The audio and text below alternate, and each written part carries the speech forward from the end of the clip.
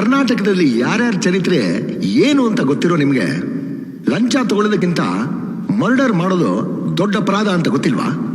Mister Subrao, ಲಂಚ ತಗೊಳ್ಳೋದು ನಿಮ್ಮ ದೃಷ್ಟಿನಲ್ಲಿ ತಪ್ಪಾಗಿಲ್ಲದೆ ಇರಬಹುದು.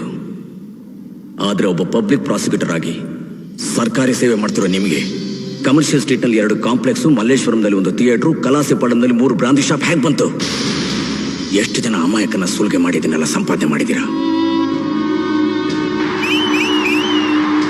ನೀವು ಲಾಯರ್ ಹತ್ರ ಮಾತಾಡ್ತಿದ್ದೀರಾ ಅನ್ನೋದನ್ನ ಮರಿಬೇಡಿ. ಐ ಆಮ್ ಸಾರಿ, ನಾನು ಲಾಯರ್ ಹತ್ರ ಮಾತಾಡ್ತಾ ಇಲ್ಲ, ಒಬ್ಬ ಲಂಚಕೋರ್ನ ಹತ್ರ ಮಾತಾಡ್ತಾ ಇದ್ದೀನಿ. ಮಿಸ್ಟರ್ ಜಯಸಿಂಹ, ಹೆಚ್ಚಿಗೆ ಮಾತಾಡಿದ್ರೆ ನಿಮ್ಮ ಇಡೀ ಚರಿತ್ರೆನ ನ್ಯಾಯಾಧೀಶರ ಮುಂದೆ ಹೇಳಬೇಕಾಗುತ್ತೆ. ಆಮೇಲೆ ನೀವು ಹಾಕೊಂಡಿರೋ ಕಪ್ಪು ಕೋಟ್ನ ಬಿಚ್ಚಿ ತಲೆ ತೆಗೆಸ್ಕೊಂಡು ಇಲ್ಲಿಂದ ಹೋಗಬೇಕಾಗುತ್ತೆ. ಹುಷಾರ್.